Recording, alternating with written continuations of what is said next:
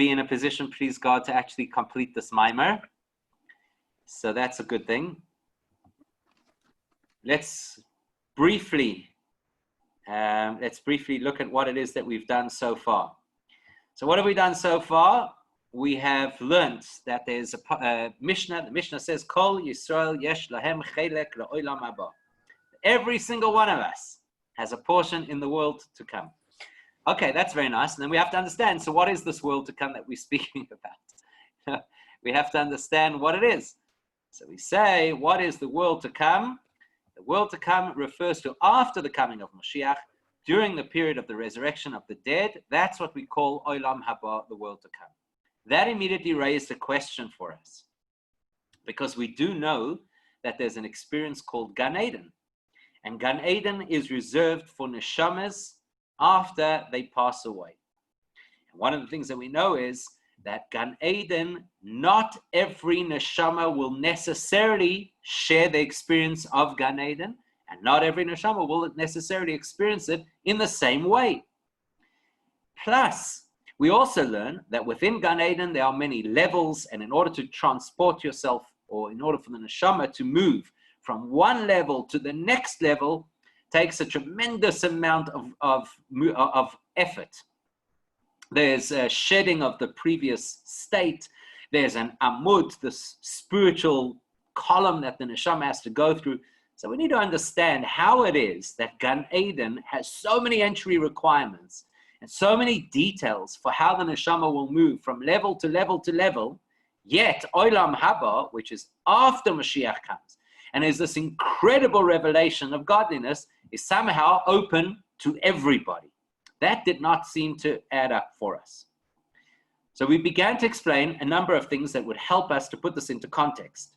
First of all, the experience of Gan Eden is the reward for a neshama's Torah learning. That's the primary goal of Gan Eden, to reward a soul for the person's efforts in Torah study while they were alive. And because Torah study is personal, nobody learns Torah at exactly the same level. Nobody learns Torah in exactly the same way. One person understands this way, one person understands that way. One person is more intelligent, one person less intelligent. One person has more background, one person less background. This person has a rational mind, that person has a creative mind. So every person's experience of Torah is 100% individual. Therefore, it makes sense that if Gan Eden is the response, the spiritual reward for learning Torah, it makes sense that it should be completely unique to each individual. Not a catch-all, not a one-size-fits-all. Each individual will have a unique experience. And so if each individual will have a unique experience, that includes the possibility that certain individuals will have no experience because they did not engage with Torah, so they don't speak this language. And when Gan Eden becomes available, they just don't relate to it. It doesn't talk to them. It doesn't connect with them. Likewise, because the experience of Gan Eden is associated with Torah learning, and Torah learning is a gradual process like any other learning, it makes sense that you will continuously graduate. So neshamas will be on this constant movement, as we say, Yeichul, Mechayel, El Choyel. There's no rest, there's no peace. You know, everybody always says rest in peace. I don't know if from a Jewish perspective that's actually a brocha. The Gemara tells us tzaddikim ein lohem menucha, that the righteous have no rest. They're constantly moving and growing. That's the most beautiful thing in the world, is that you can constantly move and grow.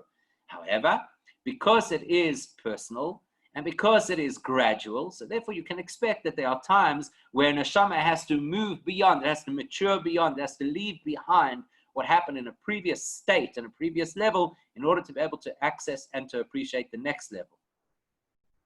The time of Mashiach, on the other hand, specifically the time of the resurrection, that is the period of reward for mitzvahs. Mitzvahs are not so clearly demarcated between one person and the next. This Jew puts on tefillin, 100% tefillin value. That Jew puts on tefillin, 100% tefillin value. It's not personal. It's not depends who you are. Depends who you are. You hear the shofar. You get everybody into shul on Rosh Hashanah. It's literally everybody from one extreme of the community to the other. And they all hear the shofar. What happens? Everybody hears the same sound. And everybody gets the equivalent mitzvah. One mitzvah, blowing shofar. And everybody gets it equally. Nobody gets more shofar mitzvah and less shofar mitzvah. So therefore, if the time of Olam Haba, the time of the resurrection, is a reward for mitzvahs, we all are included. And we're all included equally because we've all got mitzvahs on our resume. Then we took it a step further and we said the truth is that that period of the resurrection, Olam Haba, can actually be split into two phases. The initial phase is the reward for mitzvahs, which is really beautiful and really great and equally shared with everybody.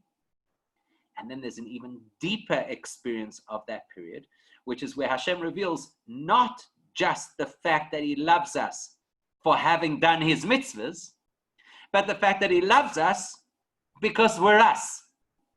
So that's this incredible, absolutely inclusive experience where Hashem says there's no judgment, there's no distinction between one person and the next, there's no class. Everybody is absolutely valuable in my eyes, says Hashem. Now we read about it. Now it's a theoretical concept. When Mashiach comes, and specifically at the time of the resurrection, that will become reality. And so that's why every person gets to share in the experience of the world to come, because it's an experience that is not based on earning it. It's not based on behavior. It's not based on study. It's not based on conforming. It's based on the very fact that we have a neshama. Good enough. And we all have a neshama. So we're all in. We then said that in order to understand this concept better, we needed to explain the difference between two primary flows of energy that come from Hashem into the world. The first primary kind of energy is what we call memale kol omen, the energy with which Hashem fills every part of the world perfectly. So if, for example, you had to imagine that you had a whole series of containers and you needed to fill those containers appropriately, so the larger containers would be filled with more and the smaller containers would be filled with less. By the same token, memale kol omen means the more spiritual beings get more godliness, the less spiritual beings get less godliness. It's memale. Everything is calibrated to fit exactly in the way that it should. Gan Eden is an expression of and an experience of memale kol omen. That means to say, Hashem says, I want to reveal myself. I want to share myself. I want to show you myself, but only relative to what you can handle based on how much you worked on yourself. So the person who worked on themselves less, the person who studied less, can only receive less revelation. The person who worked on themselves more and studied more and encountered more can receive more revelation. And when an neshama has to be upgraded from level 1 Gan Eden to level 2 Gan Eden, then what needs to happen is that neshama also has to go through a process of broadening its outlook, broadening its mind. So it can no longer think with the limited thinking of level 1 of Gan Eden, because then it wouldn't appreciate the possible experience of level 2 of Gan Eden. And that's why we said that in order for a soul to progress from one level of Gan Eden to the next, it has to first strip away how it was before, the outlook that it used to have, the understanding that it used to have, so that now it can be open to something greater. Not unlike when a person has to forget how to think like a child in order to think like an adult. So that's called memale kol omen, and where we're up to right now is we're going to speak again about this principle of memale kol omen in a very particular way. However, before we do that, let's just also look into what the other flow of energy is, and that's called soivev kol omen.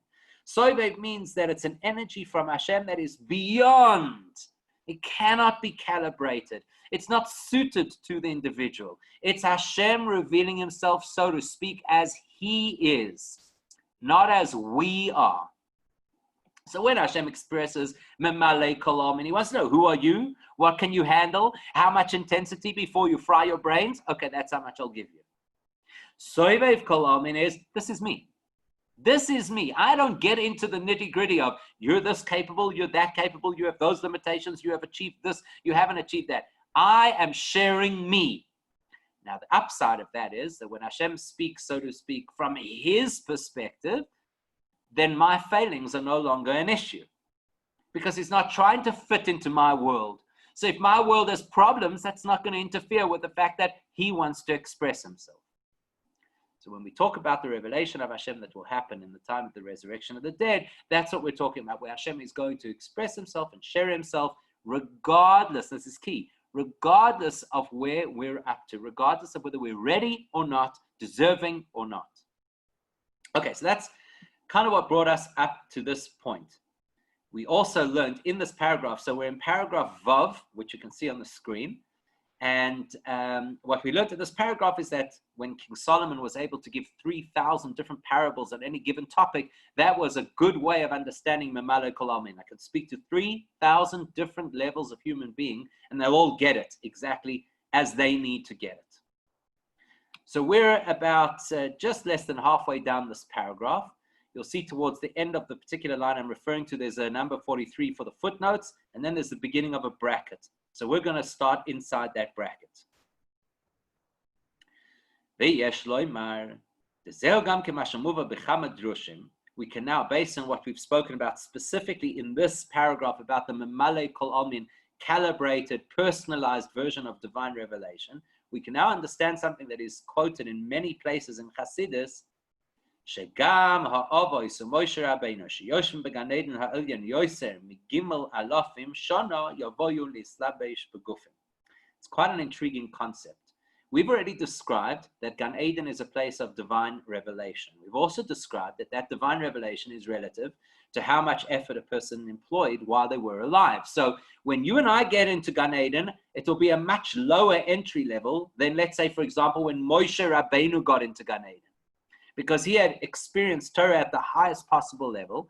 So when he entered Gan Eden, he came in there fluent in the language. His eyes were completely open. He had no impediment, no training required. He was plugged right into the VIP suite. And then, for the last 3,000 odd years, on at least an annual basis, because every single year on a Yortzeit, the Neshama is elevated to a higher experience of Gan Eden. So at least annually, except in Moshe's case, it happens more frequently than that. We're not going to go into why that is right now. But suffice to say this much, that every time we do something that is because of the influence of somebody else, then Neshama is elevated. So because Moshe obviously had the greatest influence over all of us, any time that any of us learns, and any time that we grow in it, Moshe is elevated because of that. So 3,000 odd years, Moshe has been up there in Gan Eden, going higher and higher, which means experiencing a greater revelation of Hashem, and then a greater revelation of Hashem multiplied 3,000 times over. You can imagine by this time what kind of incredible insight into godliness Moshe has. And yet, when Moshiach comes and we experience the resurrection of the dead, Moshe's soul has to come back down here into earth. Fascinating. Why? Why would you want to do that? Why would you want to do that? Why would you want to come back here? He's 3,000 at least levels divorced from our reality.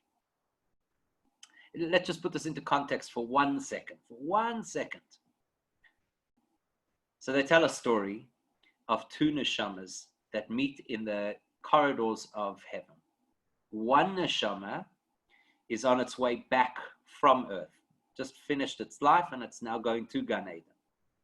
The other neshama is on its way to earth. It's about to be dispatched. So they meet in the corridor.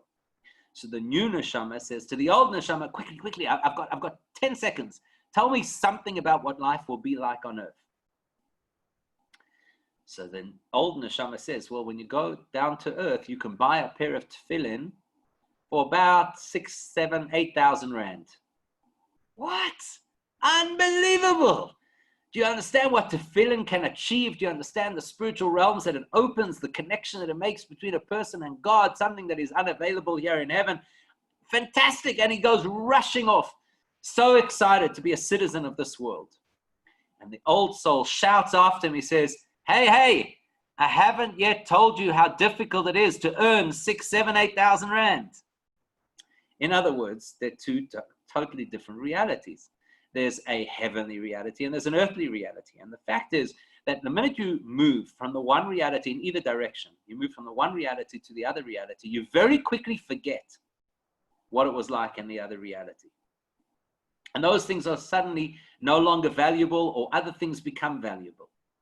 So in our world right now, what do we care about? You read anything. What do people care about?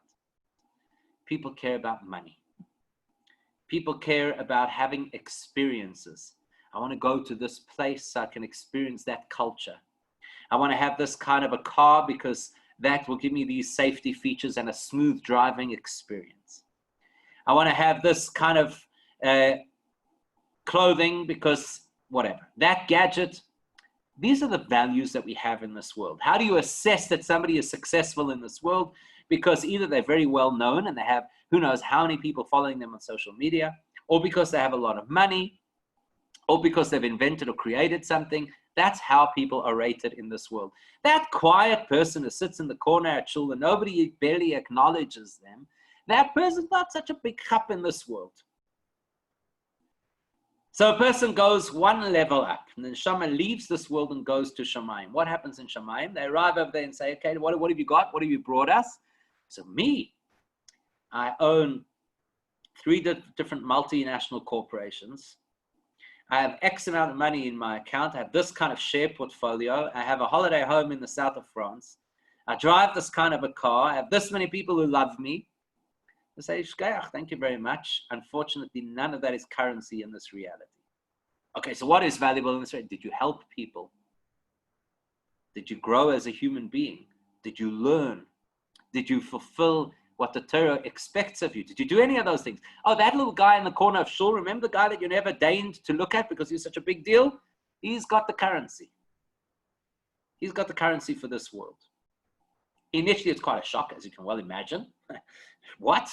Now, you're suddenly talking a language that I don't understand, but like everything else in life, you become accustomed to it. If you've ever spoken to a person who's emigrated, they'll tell you in the beginning it's really, really difficult. Different culture, different expectations, different rules, often a very different language. Even if they speak English, it might not necessarily be the same language. It's a huge adjustment. Come back to that same person a couple of years down the line, and there they are. They're speaking with the same nuances and the same twang of that particular accent, and now they can't even relate. What do you mean you don't stop at a red light? This is Sydney. You've got to stop at a red light. What do you think you're in Joburg? I can forget that these things exist. So we change.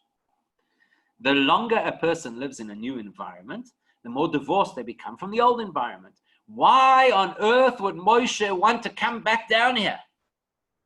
He's had 3,000 years of peeling away layer upon layer upon layer of the greatness of Hashem, of the infinite light. You're going to come back down here into this world and have to worry about where you're getting your coffee in the morning so you can be in a good mood. That's what Moshe wants. Come back down into this world. Doesn't make any sense. I can understand some of us perhaps are not of that caliber. Okay, so we got to come back and experience whatever value there might be in the resurrection.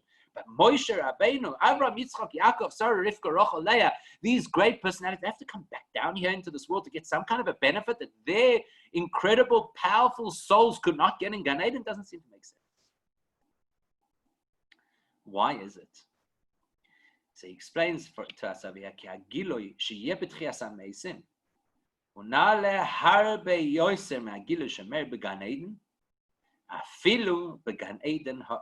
this is one of the most critical teachings about understanding how Judaism views the future. Some cultures believe that we're living, enjoy it, because at some point there's going to be the apocalypse and we're all going to die. Other people believe, no, there'll be the great day of judgment. Some people will be put into eternal damnation, and other people will be put into this wonderful experience. Lahavdil, how does Judaism see it? Judaism says everything up until this point in time has just been training. We ain't seen nothing yet. In other words, what Hashem has to reveal to us is so profound and so powerful and so beyond anything that we could begin to imagine that we will typically believe higher realms, more spiritual places are more likely or more attuned to that reality. They're not.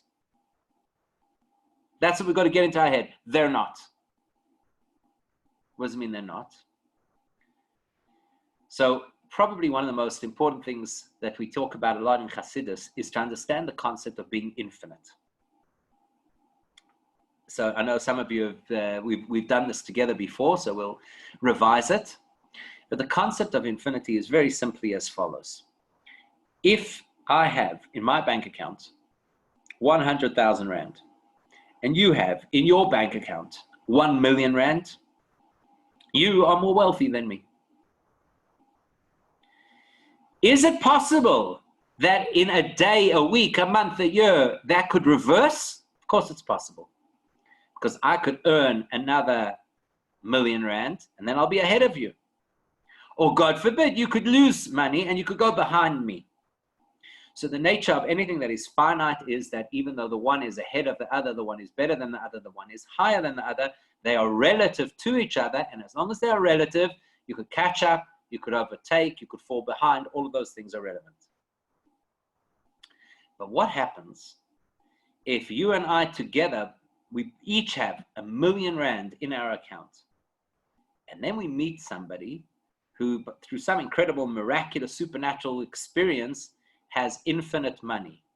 Infinite money means that whatever they spend is automatically replenished in their account, so they never, ever run out. Infinite money. They can never spend everything they have. So now, can we ever catch up? Starting from a base of 1 million Rand, can you ever catch up to the person who has infinite money? No. It's impossible. Because to get from 1 million to infinity is an infinite distance. Not only that, but you and I each have 1 million Rand, and then we meet a beggar on the street who has nothing. Literally, you give them 1 Rand, that's the 1 Rand they have. So he's got 1 Rand, we've got 1 million Rand, that guy's got infinite money. We are no closer than the beggar to that man's wealth. Because from my 1 million to infinity is infinity, and from his 1 Rand to infinity is infinity. Now that's a really important thing for us to understand. As that is in money terms, which is just obviously a hypothetical example because you can never have infinite money, it's exactly the same in spiritual terms. If I am at a spiritual level of 10, and there's some neshama in Gan Eden who is on a spiritual level of 10,000, so there's no question about it that neshama is more advanced than me. There's no question about it that whatever that neshama is capable of understanding is greater than what I'm capable of understanding. So therefore, I look up to that neshama and I say, you are ahead of me in the game. Not only that, you're in Gan Eden. In Gan Eden, the capacity for understanding is level 1 million. I'm on earth. On earth, the capacity for understanding is level 20,000. So not only are you ahead of me, but you're in a reality that offers more spiritually than my reality offers. So you'll always be ahead of me. Until one day I'm in Gan Eden, there's nothing to discuss. Now we've got to ask ourselves this question. What level of spirituality / holiness is Hashem? Is Hashem level 10, level 10,000, level 1 million? What level is Hashem? So the correct answer would be no level. He's beyond levels. Levels are what you use to measure things that are finite, and Hashem is infinite. So, Gan Eden, even when somebody's on level 1 million in Gan Eden, their distance from where Hashem is, their distance from godliness as God is as distant as I am here on earth. So if I want to compare experience, how much I can understand, appreciate, then the Gan Eden person is way ahead of me. And I've got a lot of learning to do. And I'm going to have to go through many, many steps. And each step is going to have to be getting rid of an old way of thinking and adopting a new way of thinking. So, but if I want to get to Hashem, there's absolutely no difference if I'm here on earth feeling completely limited, or if I'm in Gan Eden feeling completely elevated. The distance between me and Hashem remains the same, infinite. So where's Hashem more? Is Hashem more here on earth, or is Hashem more in Gan Eden? The answer is wherever he chooses. If he chooses to pull away the veil and to reveal his infinite self in Gan Eden, then that's the place where it's going to be. But equally, if he chooses to do that here on earth, that's the place that it's going to be. And that's what he's chosen. He's chosen that when the time will come to reveal his infinite essence, that will happen on earth. So it would be worthwhile for all those neshamas that have gone through all of that spiritual growth and development over an incredibly long period of time in Gan Eden, it would be worth their while to come down into earth, because what earth will have, Gan Eden can never have. So Moshe and the forefathers and the matriarchs, they all come back down here onto earth, not because earth has something to offer that heaven doesn't, but because this is where Hashem will choose to reveal himself, as he's told us many, many times throughout the Tanakh.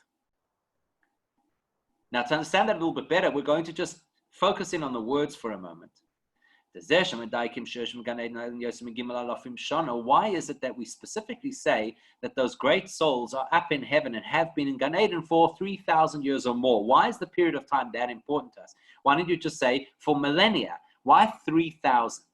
Now, you should already realize where this is going, because we've spoken about the number 3,000 already in this paragraph, and we've described that Shlomo HaMelech, King Solomon, used 3,000 parables to explain a concept.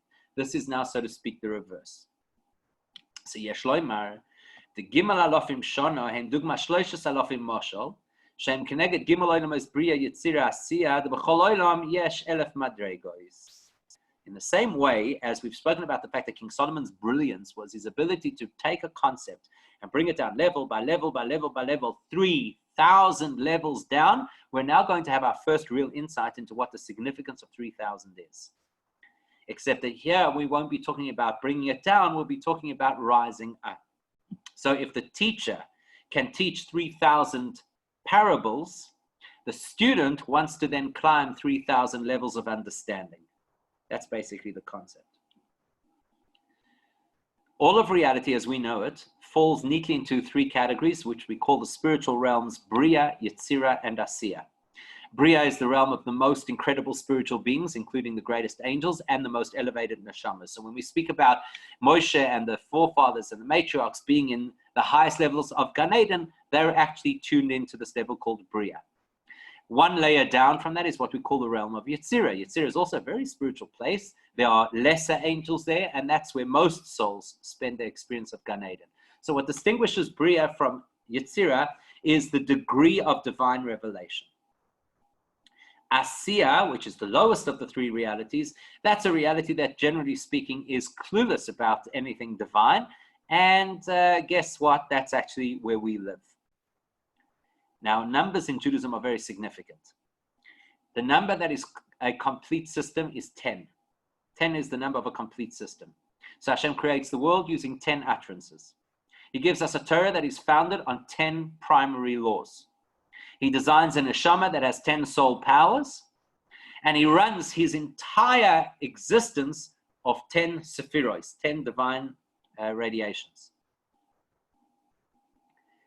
Of course, if 10 is the whole number, you have to appreciate that each organism within the system of 10 also comprises 10. In other words, if we talk about, for example, Chesed as one of the 10 spheroids, the 10 emanations of godliness, within the world of Chesed, there are 10 emanations. So really the number of completion is actually 100.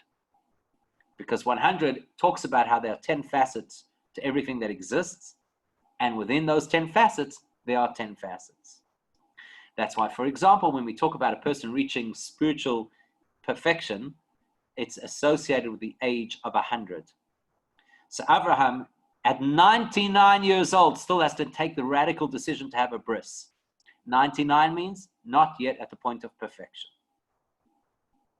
Or like the Mishnah says in Pirkei Avos at the end of the 5th chapter, it says when a person reaches the age of 100, it is as if they're no longer in this world, because they've reached a stage that is beyond this world. That's what 100 represents. And so generally speaking, throughout all mystical texts, you will find that the number 10 is the number of wholeness, the number 100 is the number of perfection, and the number 1,000, so that's each of the 100 components as they are comprised of 10 facets, that represents the fullest spectrum of any given level of existence. So if we talk about a realm, a level of existence called Bria, the realm of spiritual awareness and insight, it will have 1,000 components to it. If we talk about a realm called Yetzirah, the level of spiritual awareness and excitement, it will have 1,000 levels to it. If we talk about the realm called Asiya, the realm of spiritual lack of awareness, it will also have 1,000 components to it. So if we talk about being in Gan Eden for 3,000 years, actually what we're alluding to is climbing through all the 3,000 potential experiences of divine awareness, from the lowest of the low to the highest of the high. That's actually what we mean. Just like King Solomon used 3,000 parables to bring a concept from the highest, most sublime level to the most practical level. So in reverse, 3,000 represents an neshama starting off in the lowest possible awareness of Hashem and elevating till eventually it's got the highest potential awareness of Hashem. Therefore, if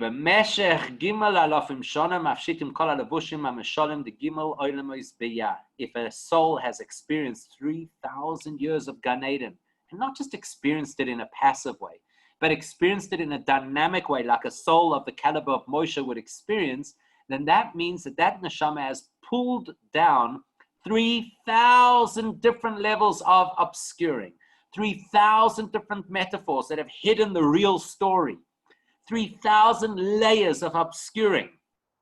The neshama has gone through all of that and now can actually see things in their truth. That's what it means that Moshe or whoever has been up in Gan Eden for 3,000 years. They're at the point of confronting truth. In fact, people of that caliber, after their 3,000 years of experience in Gan Eden, their neshamas are transported into a totally different realm and reality, which is called the world of Atzilus. Atzilus is no longer a world of experience of Hashem, knowledge of Hashem, insight into Hashem. Rather, it is a reality of exposure to Hashem. So, I mean, it's difficult for us to understand exactly what that means. Atzilus is way beyond anything that we could appreciate and understand. It's such a powerful and deep level of revelation of godliness that the Alter Rebbe, the first Chabad Rebbe, couldn't even finish writing the word because he becomes so overcome from the exposure. You know, if you can imagine being in a place where there's some kind of radiation, so great people are able to feel the spiritual radiation of even talking about the concept. We don't begin to understand the concept. What we do want to illustrate and emphasize over here is that after all of this time, those great and powerful neshamas are at the highest possible level that a neshama can hope to achieve. Nevertheless, in spite of all of that incredible spiritual achievement, those souls will still come back into this world and be replaced into bodies so that they can have the ultimate revelation of Hashem. It's a mind-blowing thought.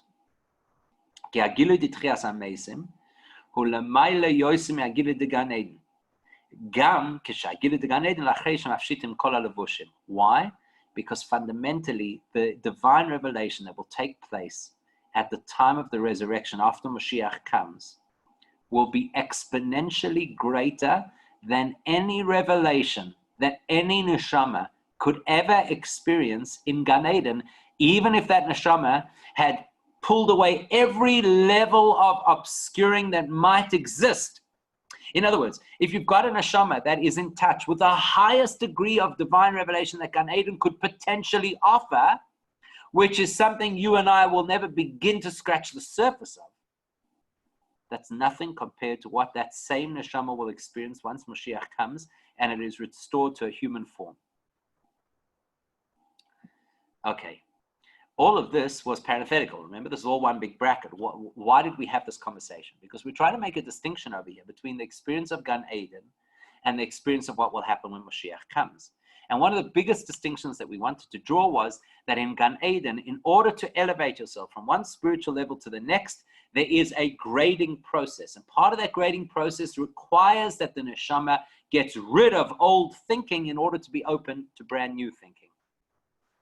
Now we've finished the brackets. Let's see how it's going to work when Mashiach comes. What's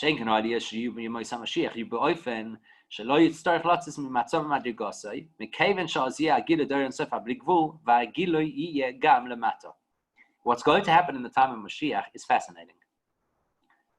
See, life as we know it requires that a person constantly grows and develops, or you get left behind. That's life as we know it.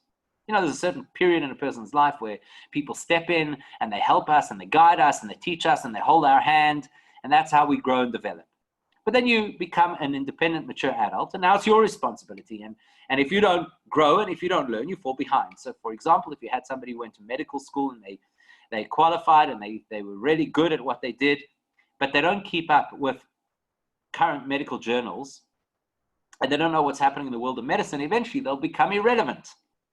So we understand that, we know that, and we expect that. A person constantly has to invest the effort in order to be able to grow.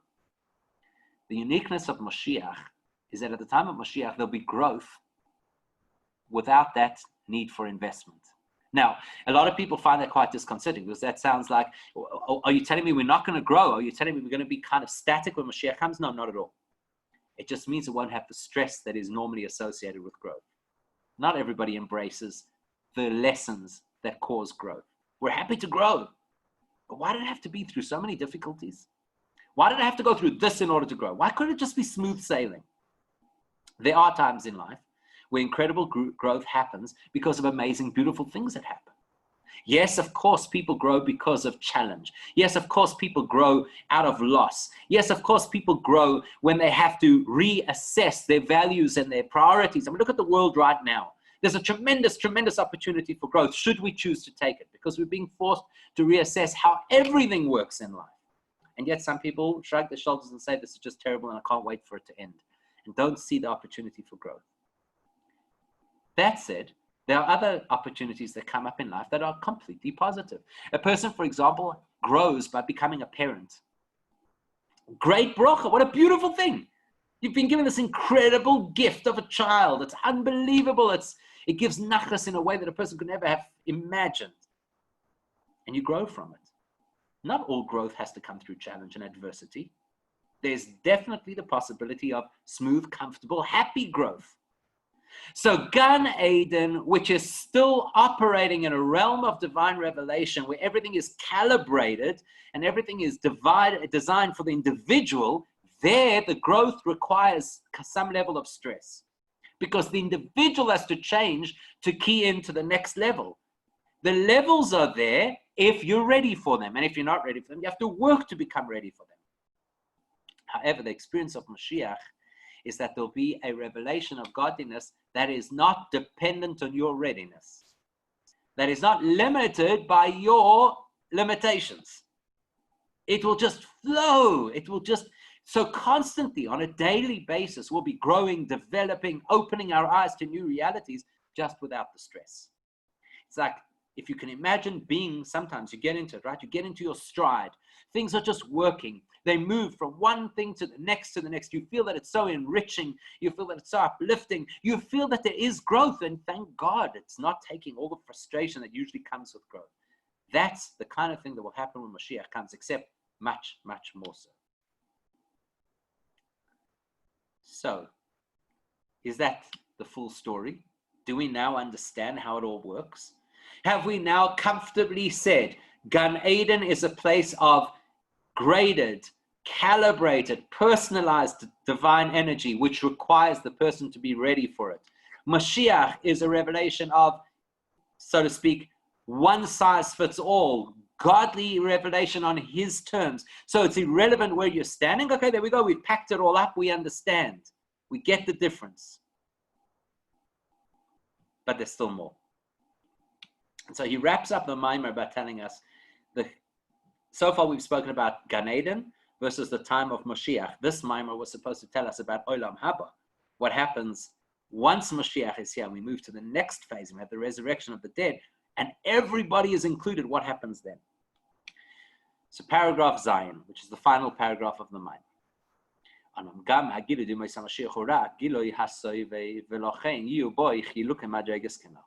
However, even the revelation of Hashem that will happen in the time of Moshiach is still graded in some way.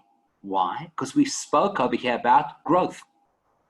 If we're growing, that means that we're constantly getting more and more and more. Or to use a different expression, we're going higher and higher and higher. So yes, it's fair to say that it's without the stress. And it's fair to say that it's not necessarily rated or calibrated according to my particular personal needs. So we as a whole, as the entire Jewish people, are being elevated from one day to the next in the time of Mashiach. Still, you're talking about progression. You're talking, therefore, about something that has restrictions. Today is not as powerful as tomorrow will be. So today is restricted. Then I arrive at tomorrow and I think, wow, this is unbelievable. Can't get better than this. Well, the next day is going to be even more powerful, which means that even tomorrow was restricted.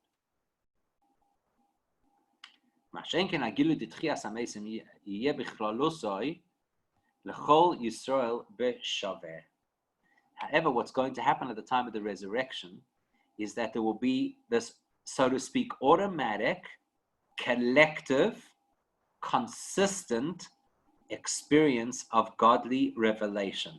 Why?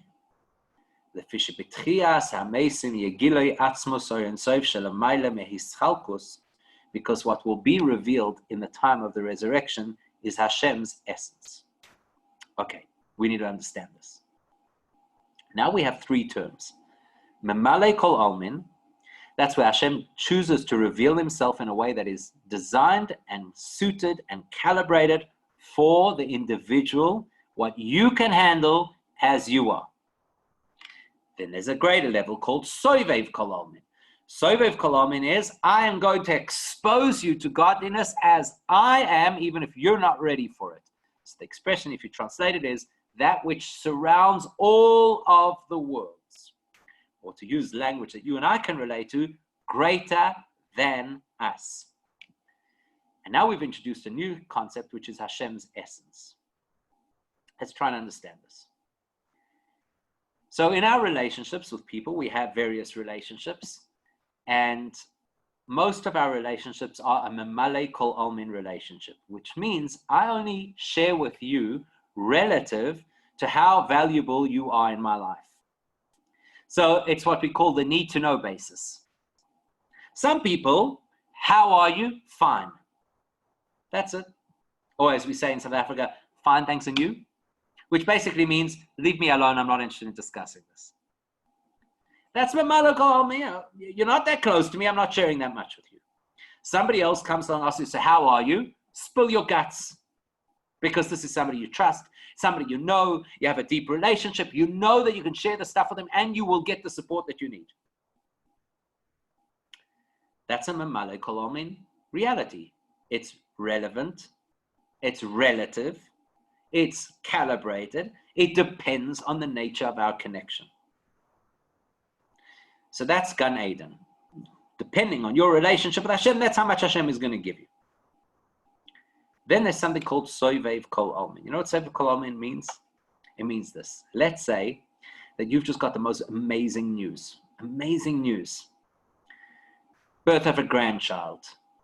Engagement of a child. Huge business deal that you've been working on for years and it's finally come together. Somebody's, thank God, recovered from a dread illness that they battled for, whatever it is. And you are euphoric. So what do? You get the message on your phone. What do? Look around, check who's in the room, see if it's appropriate to be happy yet. If it's my close people, then I'll be happy. If it's not such close people, I won't. No. You look at the phone and without even realizing, woohoo, you scream, you yell, you're excited because it's so overwhelming that it does not take into consideration the specifics of who might be around. That's soivev kol almin. It's bigger than everybody. It's bigger than the whole story. It's bigger than the context. I could be on a crowded bus and I'll scream and yell with excitement because this is something that is so important and so deep and so valuable. And then somebody might come over and say, what was that about? And say, oh, no, nothing. Because ultimately, now that I've kind of come back down into the mamalo, we don't have that relationship. No, I got some good news. Somebody else comes up, what was all that about? Remember, it happened. So even Sovev Kol Olmin, even when we're dealing with something that is completely beyond the scope of, nice, neat little boxes, it still has some degree of relationship with those around me. Then there's the essence. There's the essence of me. And the essence of me, I'm afraid to say, can't be shared. Can't. I can share with somebody everything that I think, everything that I feel, all my memories, all my aspirations, and you still won't know my essence. Because the essence of something cannot be shared. It can only be experienced. And the only way you can experience it is from the inside. I know my essence, not in my head, not in my heart, with my whole being. I just know it. And it's not some sophisticated, deep concept that I just don't know how to put it into words. It's my essence. This is me. You will never experience life the way I do. You just won't. And even if I tell you my deepest secrets, you'll still filter them through your essence. So when Hashem reveals himself in Gan Eden, he's not revealing himself. He's revealing what he's willing to share. When he reveals himself in the time of Mashiach, it's like, yay! He's revealing himself. Now you get an insight. Wow, okay, I got it. But when it's the time of the revelation, then he takes us into his essence. It's almost, so to speak, like a view from the inside. And when you have an appreciation for the essence of something, you no longer need the details. Details are always step by step by step by step. First you explain this, then you explain that. First you experience this, then you experience that. When you've got the essence, you've got the whole thing at once. So once you're in that space of the essence of Hashem, in the time of the revelation, of the resurrection of the dead, you don't have to climb any more ladders. You don't have to progress any further. You've got it. You've got the essence. Now the essence is infinite, so there'll always be more to experience. But the more to experience won't be going down a road, going through a journey, learning more. It's just like, I settle into this experience more and more and more. That itself has two parts. That itself has two parts.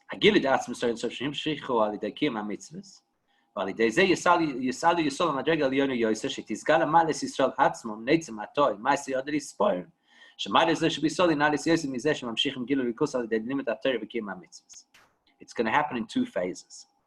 The first phase will be, Hashem will say, because of all the mitzvahs that you did, and every one of us has done more mitzvahs than we could ever imagine.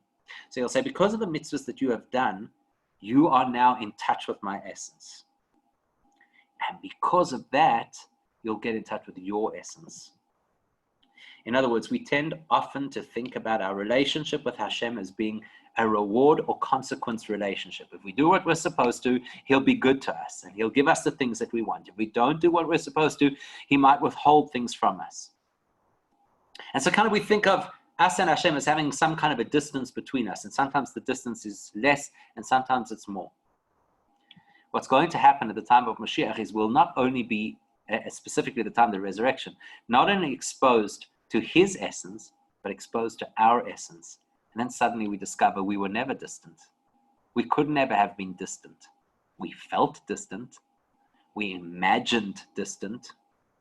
But we're actually one with him. That's when we discover that the root of our souls is in a deeper part of Hashem than even where Torah and mitzvahs come from. That means to say, Torah and mitzvahs are tools that we use in this world to help us to experience our neshama. But it's not to create the connection between our neshama and Hashem. That connection's already there. I'm just not feeling it. In fact, one of the things that we'll experience when Mashiach comes is not only that Hashem's essence is connected to our souls, but this is the fascinating thing, that Hashem's essence is deeply invested in our bodies. That's why the neshamas have to come back down into bodies. If the whole relationship that we had between us and Hashem was only a spiritual relationship, then the ultimate goal would be for our souls to be in heaven, connecting that way. But what Hashem wants to illustrate to us is that he cares about and connects with us from the essence of his being not only to the essence of our soul, but even to the physical form of our bodies. So it's quite a fascinating principle, because essentially what he's teaching us over here is when we say Kol Yisrael yesh lahem chelek la'olam haba, that every single Jew has a portion in the world to come, what that's telling us is not just a prediction about the future, but a statement about who we are. It's a statement that we are individuals who deserve to be and are fundamentally one with Hashem, regardless of what we may or may not have done in our lives. Right now, our work is to try and feel that connection, and Torah mitzvahs bring it to the fore. At that time, the connection will be completely revealed for us.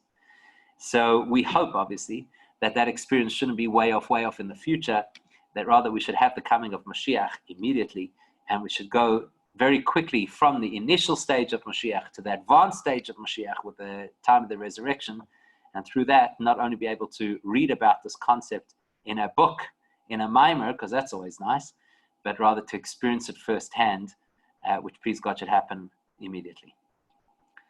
So, shkoyach everybody for sticking with us. We'll have to find something for next week that will talk to the Rosh Hashanah or Yom Kippur theme. I don't think we have enough weeks until Rosh Hashanah, so maybe we'll do something on a Yom Kippur theme to gear us up. So that's the intention, please God, for next week. Anybody with any questions?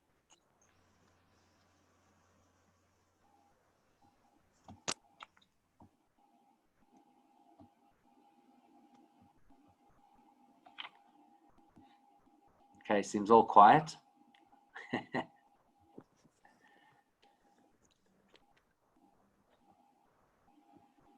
All right, have a wonderful day and a good week. Ksiva v'chasima tova, and please God, only good things.